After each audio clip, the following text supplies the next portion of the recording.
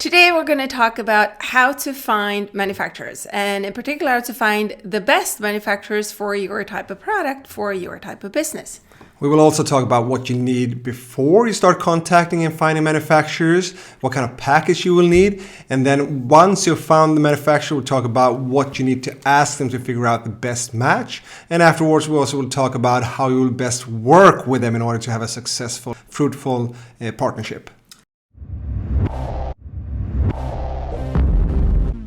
Now you might be thinking, who are we to sit here and give you advice? What do we know about manufacturing?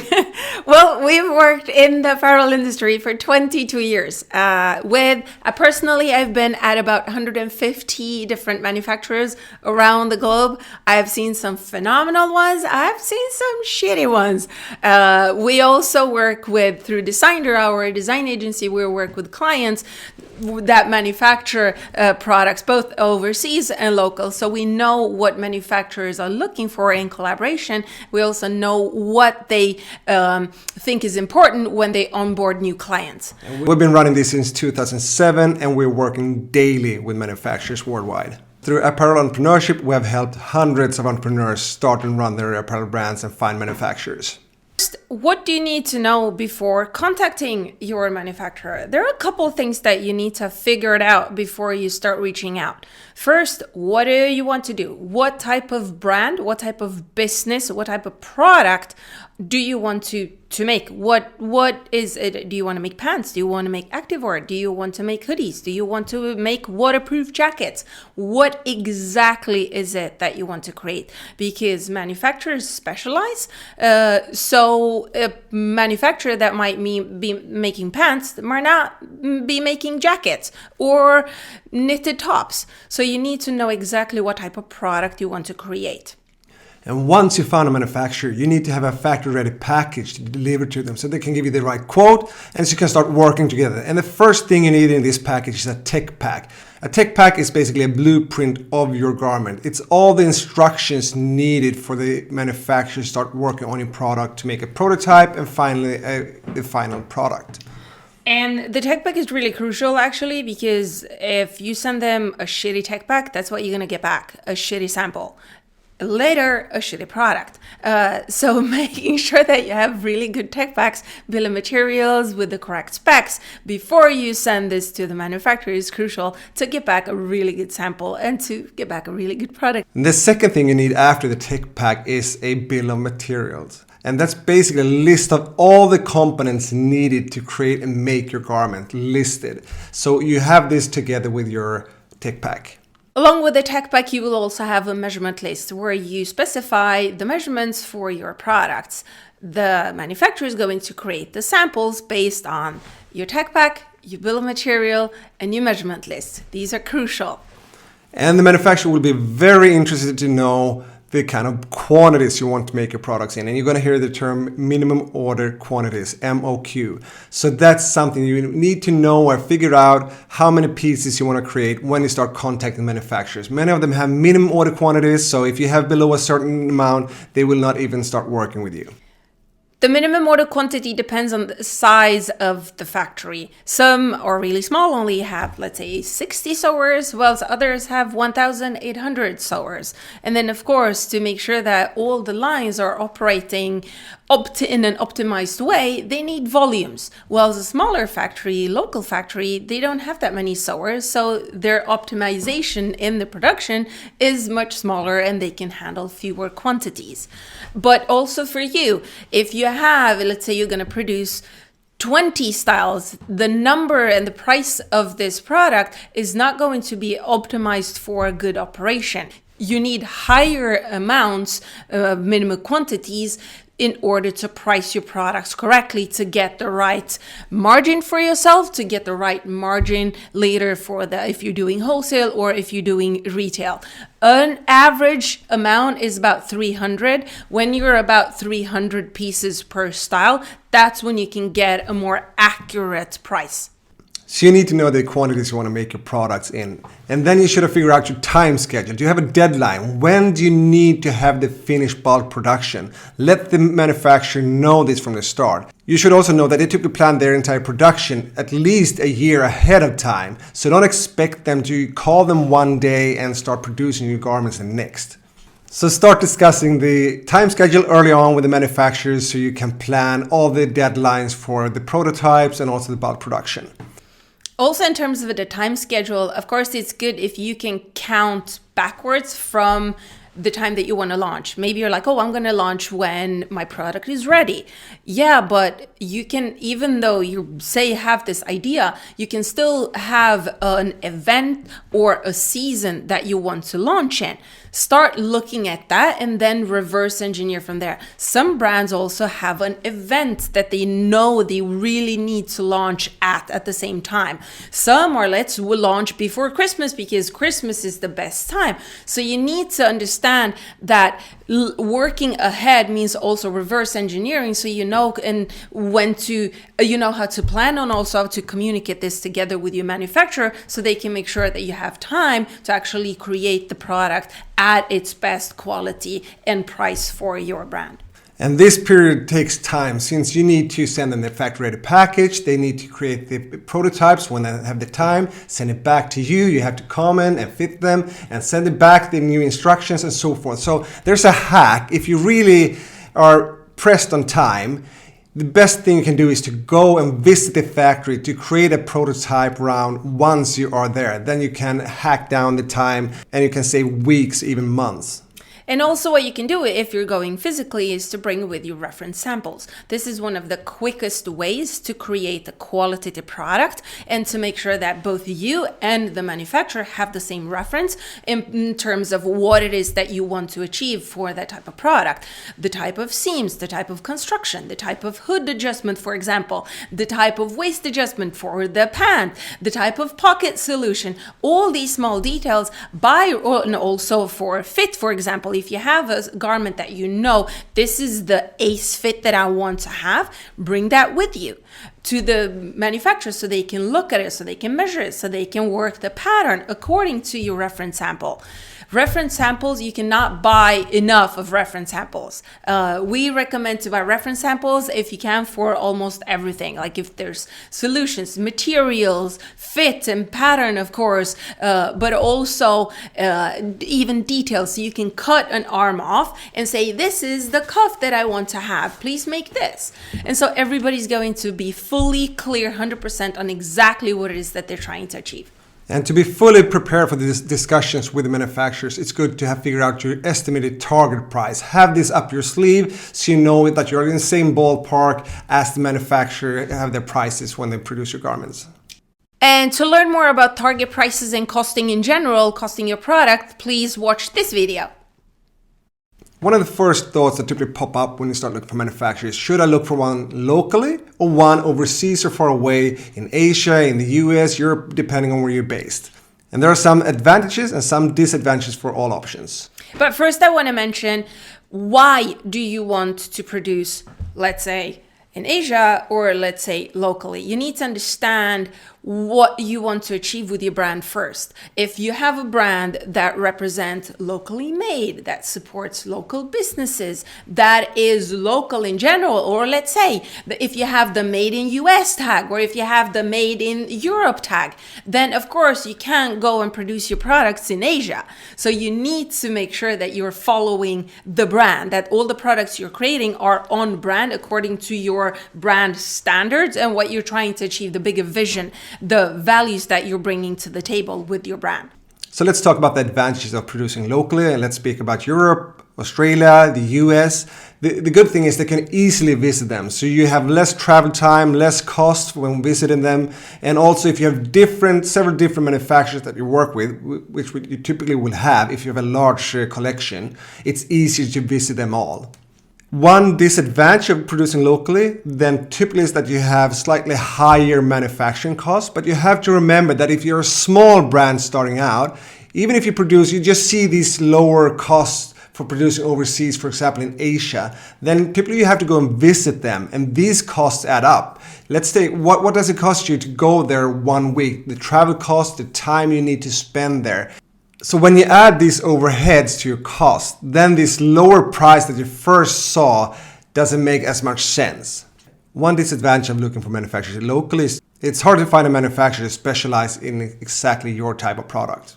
Also, local manufacturers tend to have slightly higher prices than overseas, I should say, but this you need to take in consideration when it comes to tolls, shipping, all these other costs that are not included in the cup, make and trim, or in the FOB price that you're getting from the factory. So sometimes it might be equal, actually, when you're calculating everything. Yeah. The advantage of looking overseas is typically that you have lower cost per piece to produce, but also at the same time you tend to have higher minimum order quantities when you start producing there. You also have more options when it comes to manufacturers in Asia. One more thing I want to mention when it comes to overseas, or when it comes to, in general, manufacturers, that it is good that you try to find manufacturers that can speak, first of all, of course, English, so it's easy to communicate with them. But second, that you understand each other's cultures, or if you don't understand, read up on the culture, so you don't make any, how should I say, so you don't step on someone's toes or make any stupid mistakes that you're not aware of, because there's different cultures and there's different ways of behaving and there's different ways of doing things. So I strongly recommend that you read up on that particular culture that you're going to work with. Just do's and don'ts, culture for dummies. Just make sure that you are aware of the general business and cultural ways for that part of the world. Yeah, you might want to run things your way, but remember you're actually doing business in their country when you're partnering up with them. And we touched on this earlier, but all manufacturers specialize. So if you have a large collection, you typically have to find several different manufacturers to produce all your styles. And they specialize in terms of fabric, in terms of technique or technology or machinery. They specialize in terms of garment type, for example, jackets, or for example, tops, or for example, only knit materials like jersey type of materials, t-shirt and hoodies. Or they specialize in only like Gore-Tex, for example, so waterproof garments. Again, this turns back to what type of product do you want to make.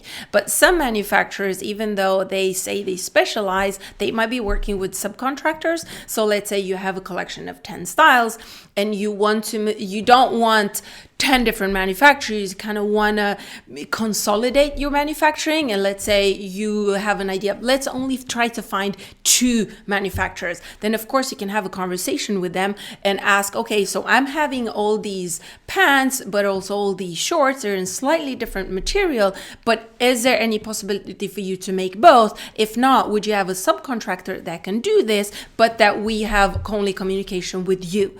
So there's ways of going about this and trying to consolidate so you don't have too many manufacturers, so it's not too spread out. Yeah. So how do you actually find the manufacturers? Remember that there are thousands of manufacturers out there worldwide. So you have to do the preparation work, as we've been speaking about. You need to figure out what kind of products you want to make. You need to figure out the kind of you need to figure out the quantities you want to make it in, the target price, have all your technical documentations ready. You want to narrow in on this search, otherwise it will be really hard to find one single manufacturer that will suit you. The first option is, as you probably already thought of, just search for it on search engines like Google. Type in your specific criteria for the manufacturer you're looking for. This is not a very targeted search. You don't know anything about the manufacturer popping up. You don't know if it's good or not, or just good at SEO. You don't know that. So a better option is to go for references. Do you know anyone in the apparel industry? Do you know anyone running a clothing brand? Ask them for their manufacturers. Do they have any good recommendations for manufacturers to start working with?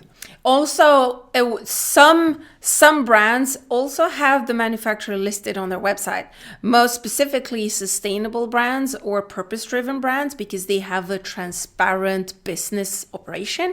They list basically where they make everything, their suppliers and also their manufacturers. This is a good way to checking, because then you know that you love that brand, you know their products, you love their quality. All right, so where do they make their stuff? It's easy to check. Another thing is, of course, Alibaba. We have personally never worked directly with the manufacturer that we've found on Alibaba. We know many of you do. So this is an option as well. But of course, then you have to rely on reviews and also on referrals and references and making sure that they send you samples. But yeah, or certifications, that you really do your due diligence with these type of businesses. And also you can look into industry networks. This can be a trade organization in your country handling working with manufacturers and clothing brand in the textile industry. They might have lists that you can use. In many countries, there are organizations that help national businesses establish overseas. So they have special relationships in other countries. So look at them if they can help you get established. Say they're interested in getting into this specific country. Do they have any lists for manufacturers in that country that you can take part of? Yeah, in Sweden, we have Business Sweden. You can contact them and you can help them. You can ask them to help you look for manufacturers in specific countries. They typically also organize events when you go to a country, or they invite manufacturers from other countries to come to our country so you can visit them at a fair. And then, of course, you can go visit fashion and industry fairs. This is specifically good because then let's say if you're going to a fabric fair like Premiere Vision or Performance Days, for example, then you're having fabrics and manufacturers at the same time. And of course, you will need both to produce garments. So this is a really good idea. Also, if you're going at fashion fairs, most of the time you see competitor garments or competitor brands. So you can look at what's new, you can look at what quality they have, etc., etc. You can kind of have a good understanding of what's going on in the industry. But at the same event, you also have suppliers and manufacturers. One of these type of fairs is, for example, ISPO, which is the biggest outdoor and sports fair there is. Yeah, that's really efficient. In Europe, yeah. Before the pandemic, they had 2,800 manufacturers and suppliers at the fair. So it's really efficient. If you go there for a couple of days, just talk to all the manufacturers there. You probably will find all your manufacturers that you need. One other thing you can do is to ask manufacturers for suppliers and suppliers for manufacturers referrals. Who do they recommend? You have found a really good fabric. This is fantastic. You're talking to the sales rep. Great, we love this fabric. What are your best manufacturers that you're shipping this fabric to? Or who are your best recommendations for this type of garment? Then you're getting idea. They were not going to recommend any bad manufacturers. So most of the time it's really good recommendation. But remember that you need, before they even recommend to you, you need to be perceived as a very professional, certain, steady, like for real business, and not like a hobby type of brand, because they will not recommend you if they see that you're not, for real. And you can also go to apparelentrepreneur.com, both in the tool section and in the membership. We have a list of over 700 manufacturers and suppliers worldwide, and they are categorized into different sections, so you can easily find contact information for these manufacturers. And you also have fashion district associations. They have lists, basically. You just need to call them up and say, this is who I am, this is what I'm doing, this is what I'm trying to achieve. What are your recommendations? Where can I find this information? And most of the time they have this on their website, or they will give it to you when you talk to them or when you go visit at their office. Plus, there's other websites that you can go directly to, for example, ForSource or Makers Row in the US, or Sketch, for example. These you can check out. They're paid services. You also have Manufy or Soport, for example. So these you can also go check out. Once you found all the manufacturers and create a list of all the ones you want to approach, there are some questions you could ask them to figure out if this will be a good match. The first question you can ask is, do you take on new customers? And do they take on your kind of business as a new customer? Some might be reluctant taking on startups, so they will say that right away. Or they just love to work with startups. And this is not just because they figure out if they work with your type of business, but also if they have the time to take on businesses right now. They might be fully booked. Yeah, their capacity is full, basically. But what you can do, if you're a startup and your quantities are not that high, you can say, okay, I don't actually have a deadline or like a set deadline. What is the low time period for you? When do you have the lowest? When do you have the least to do? Can you squeeze me in? So this is something you can discuss with them, because they might have really big clients that are occurring and coming back and constantly, but these might be season-based customers. Let's say you're a D2C brand. Then you're not really based on season. So they will be able to squeeze you in to produce your garments way before, let's say, and finish your garments way before they finish another client's products that are like a season ahead. So if they take on new customers, that's fantastic. Then check if they can make your type of product and if they have the right type of machinery for that. Let's say you want to make a taped jacket. Then you want to see that they have a seam sealing machine, for example, so they actually can make that kind of product. And of course, in order to do this, they need to see your tech packs and they need to see your bill of material. They need to understand exactly the details and the intricacy of the product you're trying to create. We mentioned a good way to find manufacturers is to ask for references. The same thing goes when you found a manufacturer, ask them for their references. Who else are they working with? What other kind of brands? This can be a really good indication for you what kind of quality you will get out of the products. And I want to mention one thing here in terms of quality.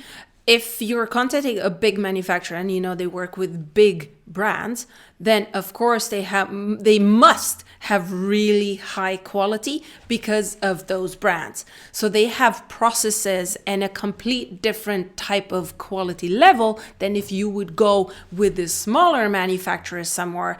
Then they work with no-name brands. You don't know whatever brands they are.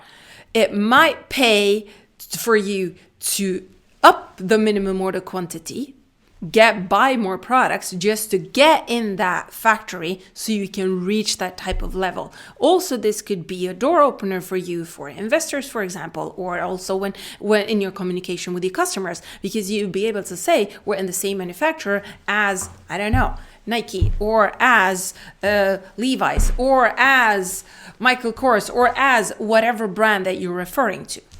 Then ask them, can they give you a price example? The best way is to give them your tech pack. After that, they can make an analysis and give you a price example. But remember, you will not get an exact price until they made a first prototype. And another thing to remember is what kind of price are they giving you? Is it CMT, cut, make, trim, or is it FOB, freight on board? It means cut, make, trim. That means just for making the garment. It's not fabric, for example, included. FOB means fabric is included, but not the transportation from them to you. So make sure to know what kind of price are they giving you. And especially if you ask several manufacturers, make sure they have given the same kind of price when you start comparing them. Another thing to check is what type of services do they offer? Can they create the patterns for you? Do they have design support, for example? Do they have packaging? Do they have, what can they actually do in-house? Do they have printing in-house? Or do they have to outsource this? Do they have the embroidery machines in-house? What can they help you with? A manufacturer that can do most of the things is better because they don't have to outsource. Then if they outsource, then there's longer lead times, etc. There's things that can happen in the transportation, in the communication. There's like more chefs in the pie, in the cooking, which you don't want.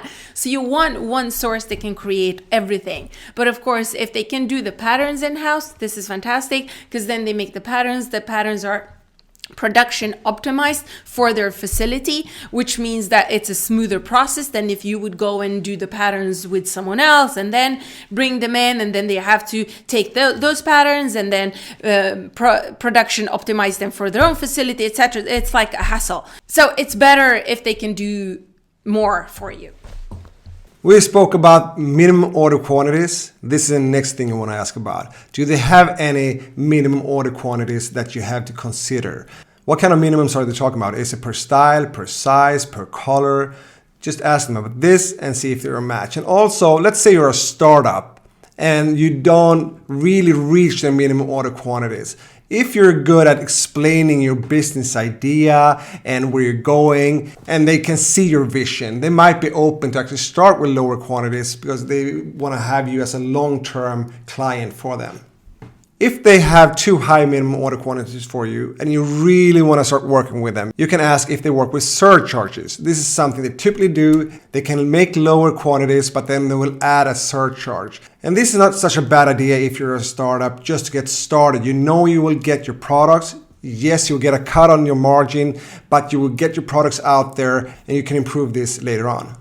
And besides surcharge, there's one more thing you can ask for. Most brands are working with the same seasons. So the manufacturers have the peak at the same time. You can ask them, as Anna mentioned earlier, do they have a low season? Is it possible to produce lower quantities in their low season? For them, could it be good business to fill up their full time schedule?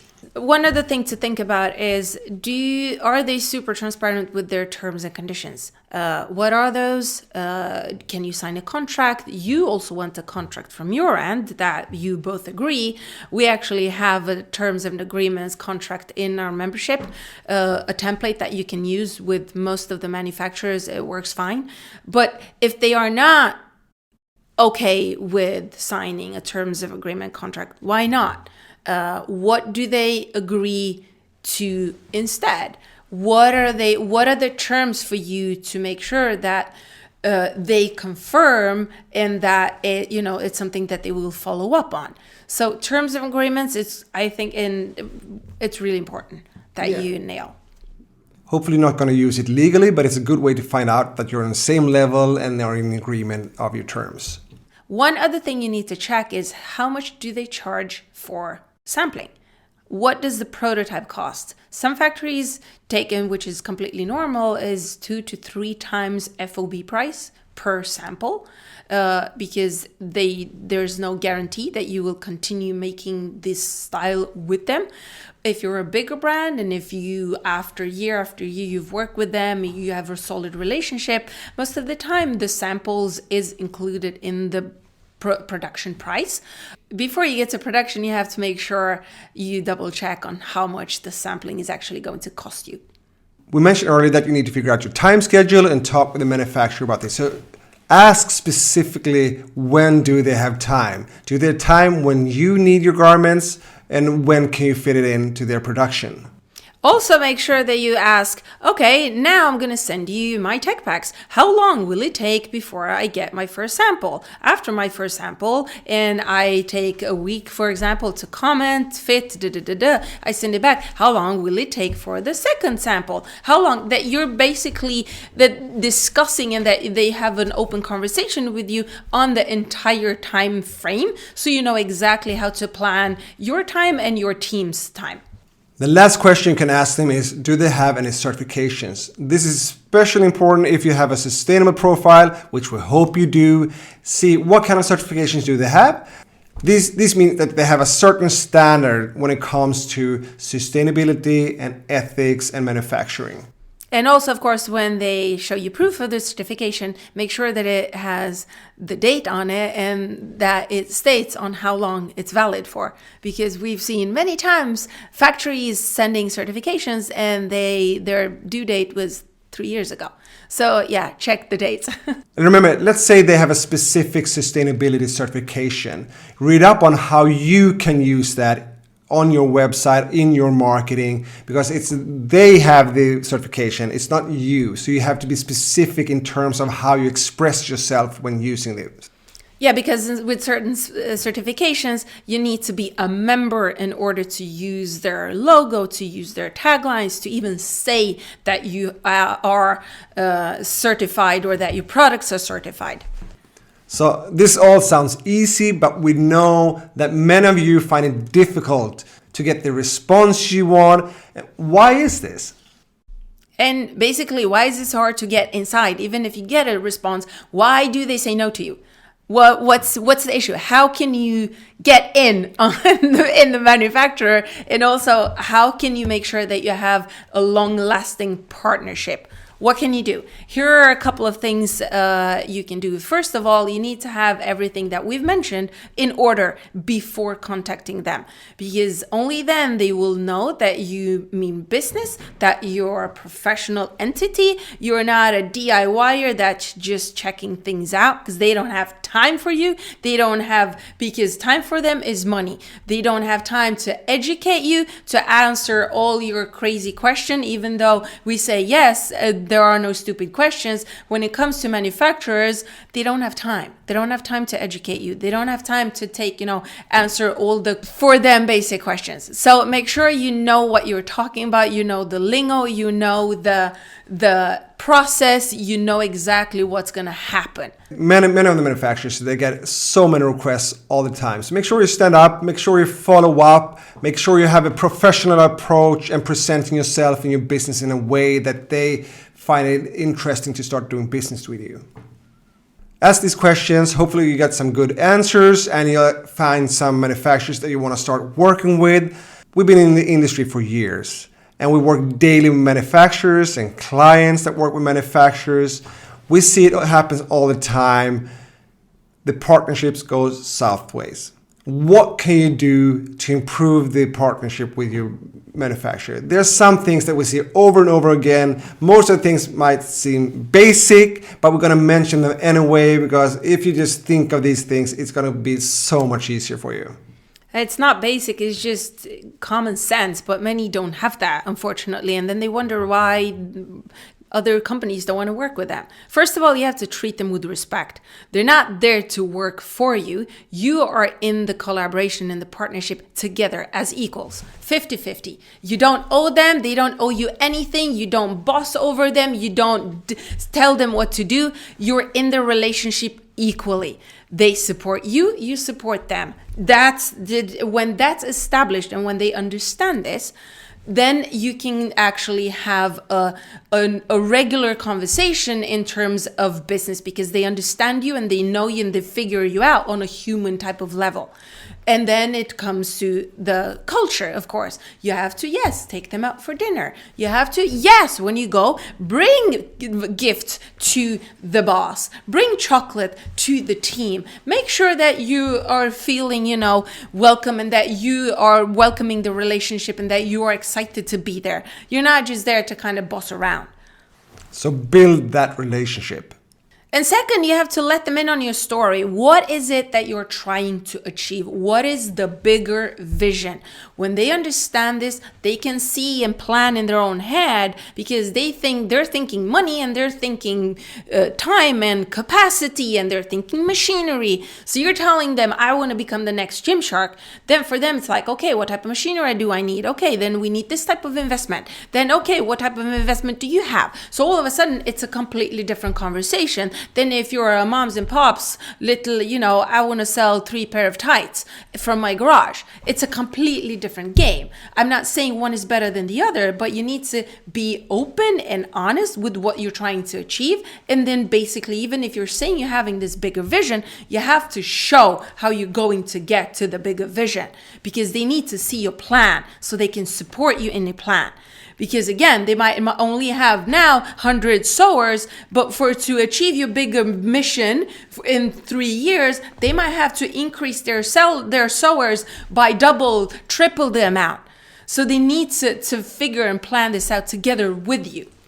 And you mentioned honest. Think of honesty all the time. What are your issues? What are you happy with? What are you not happy with? Let them in on it. What are your plans? How are they changing?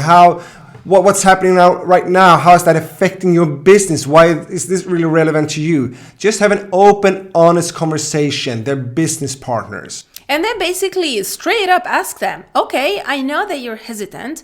We know that we're a startup, or we know that we've only run our business for 3 years and we're a small business. What can we do? What do we need to prove to you that we are worthy of your partnership? Just again, like show that you want this, and show that is there something we can improve in our operations to make it easier for you to collaborate with us. So again, be open and flexible with how you can work together. Remember, 50-50 equal, not like this ever. And think and plan long term. If you are tough on them and use profanities now, do you think they want to work with you long term? No, it's not going to work in the long run. Treat them in a respectful way, just the same way as you would like to be treated and respected. At the same time we're saying this, yes, business is business. Yes, you should negotiate. Yes, you should kind of like, yes, I'm going to give you this, be easy on you with this, but then you need to deliver this. This is always something that needs to happen. We're not saying you need to have your guard up ever, but you need to think and attack this in a business manner.